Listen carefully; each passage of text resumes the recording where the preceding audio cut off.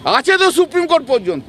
আমি হচ্ছে 4 বারের সাংসদ, মানুষের নির্বাচিত সাংসদ, আর উনি অমিত শাহর পা ধরে উনি রাজ্যপাল। তফাৎ হচ্ছে এই, ওনার কোনো অ্যাকাউন্টেবিলিটি নেই কোথাও, আমার অ্যাকাউন্টেবিলিটি রয়েছে।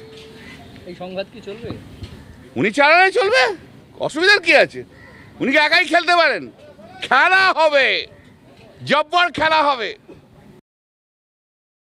তিনি যে ব্যবস্থাগুলো নিয়েছেন রাজভবনের মর্যাদা, সাংবিধানিক পদের গরিমাকে রক্ষা করার জন্য, এবং এই ভয়ঙ্কর তৃণমূল কংগ্রেস আর তার ভয়ঙ্কর যে পুলিশ, মনোজ বার্মার নেতৃত্বে কলকাতা পুলিশ, রাজীব কুমারের নেতৃত্বে রাজ্য পুলিশ, এক্ষেত্রে তিনি সতর্কীকরণ হিসেবে যে ব্যবস্থাগুলো নিচ্ছেন সঠিক।